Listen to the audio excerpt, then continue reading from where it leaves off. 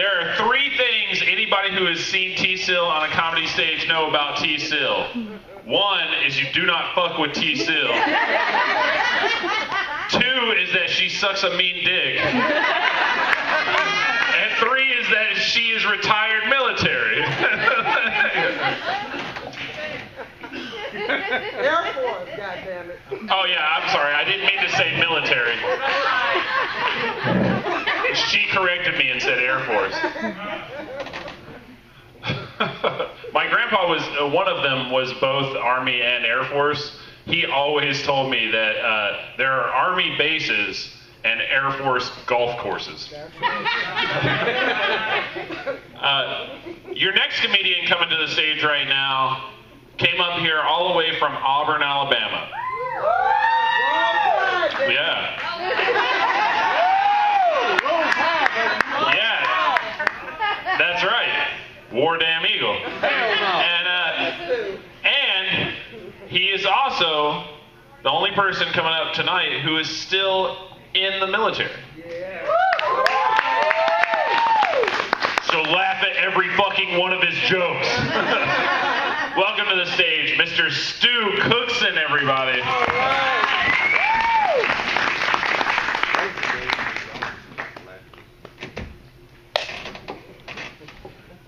God damn it, Tom. Yeah, he Mr. White. Put it down. Everybody always talks about when they hear from Auburn, like, oh, roll tide, Warrior. I don't give a goddamn. Oh, man. I drove all the way up here from Auburn tonight. Bless your heart. So I can turn around and drive all the way back to Auburn tonight. And it's rough because I'm not getting much sleep these days. I'm fucking tired. I just moved into this new place, and I got these roommates. You ever had those, like, T-Sil, you know, those, like, really over-sexual roommates? If you're living with T-Sil, you know. The kind that are just keeping you all night fucking, just noisy, just pig sex, just, oh, yeah. Just fucking going crazy with it. And I feel like, I'm 26 years old. I feel like I'm a grown enough man that I can bring that kind of thing up to people respectfully. Be like, hey, maybe you guys can keep it down, relax a little bit. It's just not a conversation I feel comfortable having with my parents.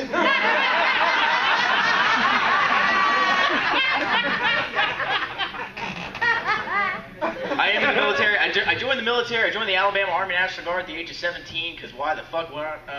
I'm 16, or I'm 26 now.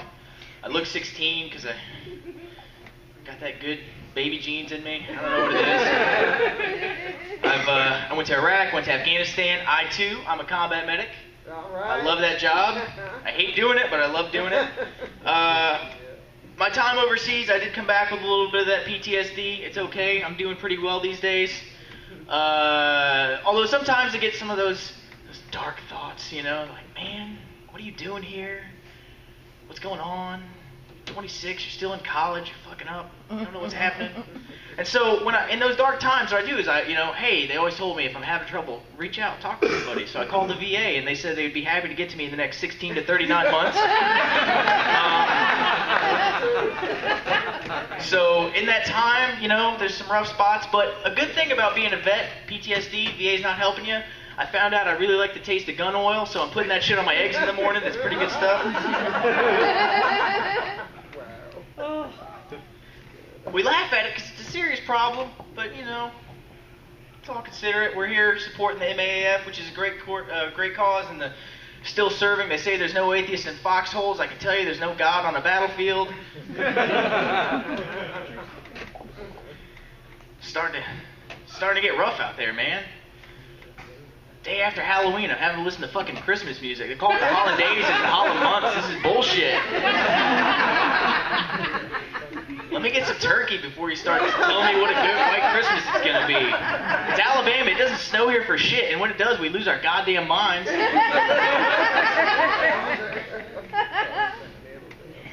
Man. My girlfriend was nice enough to come up here with me. Her name's Robin. She's amazing. She's great. She's beautiful. She's so smart. She teaches at the university, at Auburn University for you guys. She's a lot smarter than me, and she's a teacher, which is rough because she always grades my sexual performance. incompletes on my report card, and I'm starting to feel like it's maybe me. I keep telling her to grade on the curve because that's how you hit the G-spot, but she's like, no, it's not that. There's a lot more to it. I just think her rubric is a little bit too complex. I have a lot of ex-girlfriends. For a little while, I was dating a girl who had indented nipples. It's like somebody took a cupcake and put a pinky into it. I dated a female bodybuilder for a little bit. That was interesting, but I gotta say, like, aside from a really, really revelatory trip to Burning Man, it's the closest I've ever had to a gay relationship.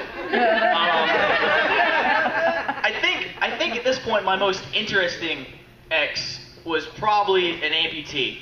And when I say an amputee, I don't mean like she was missing a thumb or a hand, but her entire left leg. And she was a real sweet girl. Problem was, I was young. I was just coming back from Afghanistan. She had just lost her leg the year before, so it became one of those situations where we were leaning on each other a lot for that emotional support. And neither one of us was able to provide the stability that the other really needed in that point in time. So it came to the point where she was just getting real clingy, and I don't know, our relationship turned into a crutch.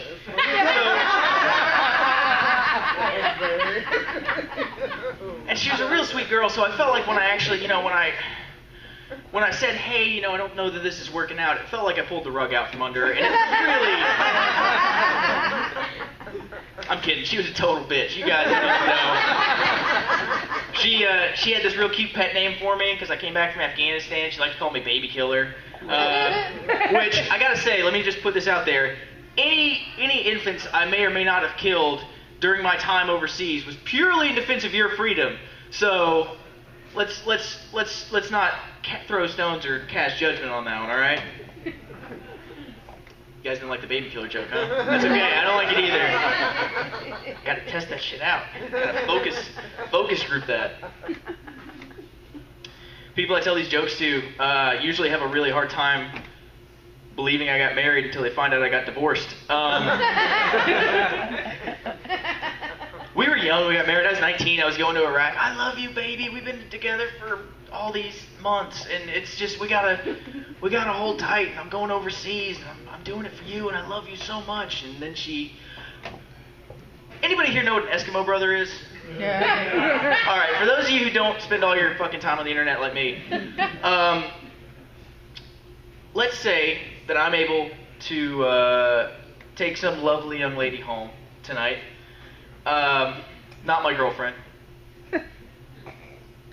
Let's be more realistic. Say I take some ugly bitch home. And I have sex with her, and then Tom Hand happens to also have had sex with her. That would make he and I Eskimo brothers. So it's two people that have had sex with the same person, not at the same time. So, knowing that information, by show of hands here, audience, how many of you guys have an Eskimo brother? It is statistically higher than that, I can tell you that right now. Knowing the information we know now, how many of you have an Eskimo brother who's an actual Eskimo? My wife cheated on me with a blubber-eating nose rubber while I was overseas in Iraq. I can't be too mad at him though. He was so cool about it. He was really cool about it. He sent me an email. He found out that she was married and that I was overseas. He was like, "Man, I don't want to be Jody. I feel real bad about it. I didn't know. I'm so sorry." And then he signed off. And this is what makes it so hard to be mad at him. He signed off. He said that she was such a frigid bitch that when he was inside of her, he felt like he was at home. So. Damn. Yeah. Dating was rough for me. I'm not a great looking guy. I'm not a bad looking guy by any means. I'm never the good looking guy in the bar. I'm the guy who's just good looking enough to buy the really good looking girl at the bar a drink so that she can go home and fuck the really good looking guy at the bar. I felt like if in the dating in the Pepsi challenge, this is the dating game, I'm like the RC or the Shasta Cola. I'm like the Mad Catz controller that you always hand to your best friend when he comes over. Like, yeah, that one's sticky. I don't want to play with that one. You can use it. I'm the Luigi of the dating world. I'm always kind of that second fiddle. But it's okay. It's okay. I understand. That's my lot in life. I'm happy to fulfill it. Which I guess is my way of saying I jerk off a lot. How many guys? I didn't get the chance to see it. How many vets do we have here? How many that actually did you guys do time overseas or anything like that? Yeah. Man, nothing beats being in the middle of an Iraqi summer and trying to beat it in a porta potty. There's a buddy system involved with that jerk off process because you gotta tie a rope to your wrist in case you pass out in there because it's fucking 140 degrees outside and about 160 degrees inside, and God knows if you don't time that right, you're gonna pass out from dehydration. You're hoping somebody walks in on you because that breeze is gonna feel fucking great.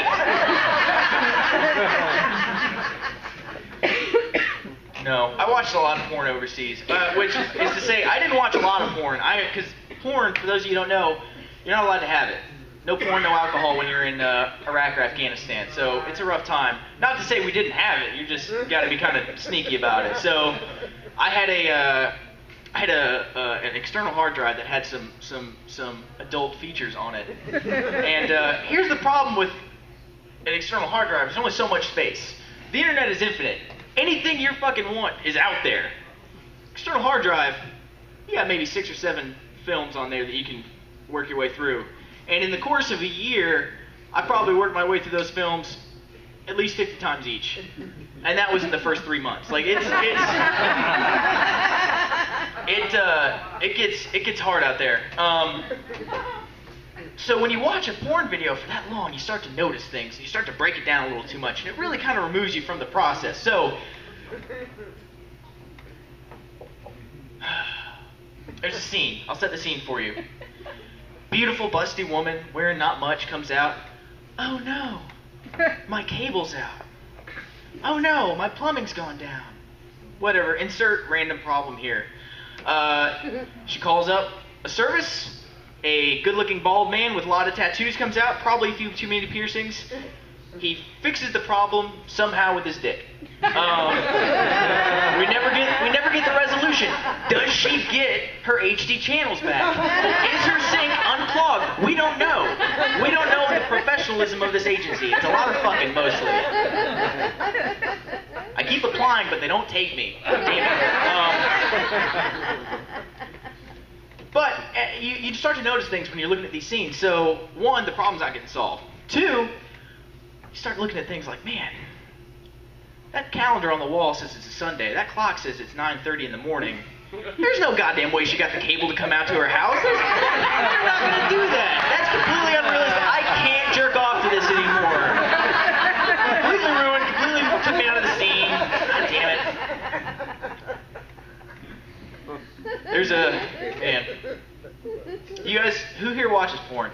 It is statistically higher than that. You, sir, were about to raise your hand and then she stopped you. That's allowed. You let your man watch porn. It's not cheating. It's okay. I watch a lot of porn. I'm in a happy relationship. I watch lots of porn. It's great. I love it. There's weird things in porn, though, these days. It's, since I became a comic, it's really hard for me because I gotta write jokes with one hand and jerk off with the other. So that's, there's I don't know, there's this weird thing where, I don't know, like incest porn is becoming more prevalent. And it's like stepbrother and stepfather kind of thing. And here's my thing, is I don't want to see a graphic representation of what got you into porn in the first place. Like, that's not what I'm here for. That's not why I'm coming into this. And then on top of that, it gets even weirder because there's MILF porn. And I don't mean like women of a certain age. I mean like I really want to fuck my mom kind of porn, which is weird to me because I grew up with a mom and a stepmom. And I hate hipsters. And I feel like hipsters have been co-opting my desire to fuck my mom and my stepmom this whole time. I don't really want to fuck my mom or my stepmom. That's a joke. I feel like every time I say that joke, I have to mention that because people look at me kind of sideways. Not to say I wouldn't fuck them, they're beautiful women. But I feel like that whole, I don't know, age gap would get in the way kind of thing. I don't care that we're related, I just don't like old chicks. I love you, Miss T-Sill. My girlfriend's already given me permission. We can stay at your place tonight, it's okay. You change your mind about them old bitches.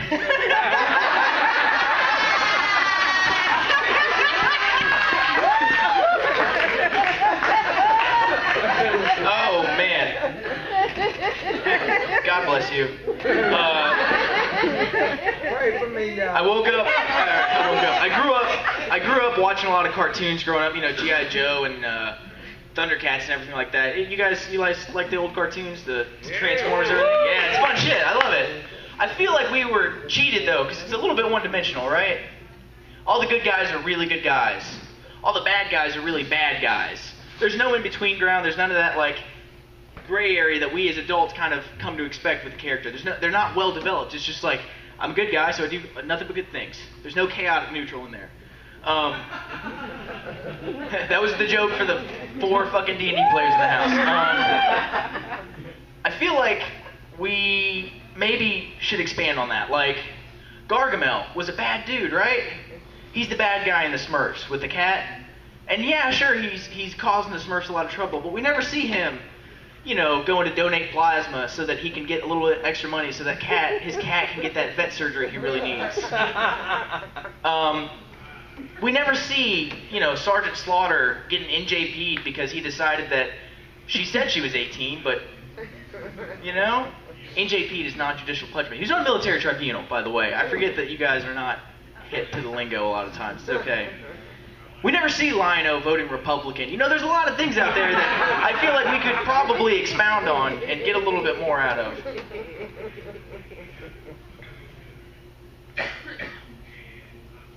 I got pissed on once. I didn't mean to. It wasn't what was planned for the evening. I took a lovely young lady home from a bar. We'd known each other 20 minutes maybe. I don't know. End up back at my place. Hey, what's up? And, you know, things are going well. She's on top of me. She gets a weird look in her eye. She's a little twinkle. I'm like, what's about to happen here? This is great. She stands up and pisses on me. At this point, let me tell you, at this point, I'm 23 years old. I am a combat vet, a decorated combat vet, by the way. I've been to Iraq and Afghanistan. I've been awarded medals for valor. And there's a series, when something new happens to you in their life, there's a series of filters that your thought process has to go through. And about 8 seconds into a 12-second stream, my brain hit the I'm getting pissed on filter. At which point I combat roll out of there, and she looks at me like I'm the crazy one, and she says, what's your fucking problem? Like, my problem? What the fuck was that? She says, what? I thought you'd be into it. I was like, what in the last 20 minutes of me knowing you?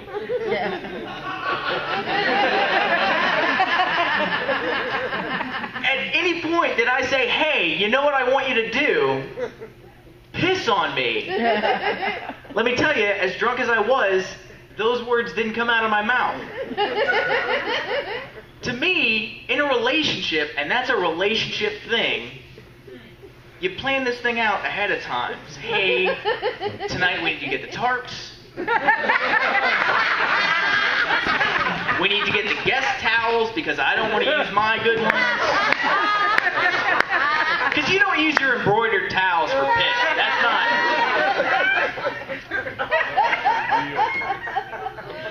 Maybe we want to put the dog up. You know, there's planning. There's coordination. There's logistics that go into it, right? There's not just, hey, piss on me. So I kicked that crazy bitch out of my apartment,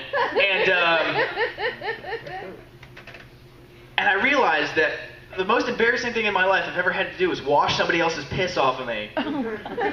Up until the point I had to take my own sheets, covered in somebody else's piss, down to the public laundromat at 2 in the morning to wash somebody else's piss out of those. So I think the moral of the story is communicate with your partner. It's not don't piss on people. If it's what you're into, it's what you're into. I'm not here to cast judgment. But maybe consider talking about it. I'll leave you with this. There's a study done recently that said that if you wanted to read the titles of every book ever printed, you would be reading just the titles alone for 24 years of your life. 24 years straight just reading the titles. And if you wanted to jerk off to every porn scene ever produced, you'd probably be me. Thank you guys so much. My name is Stu Cookson. If I may, please support the MAAF. These guys are great. Please support Still Serving. If you like what you hear here, I have a weekly podcast called The Rebrew Podcast. We're on iTunes and SoundCloud. SoundCloud.com/The Rebrew Podcast. Check it out. Ladies and gentlemen, your host, Tom Hand.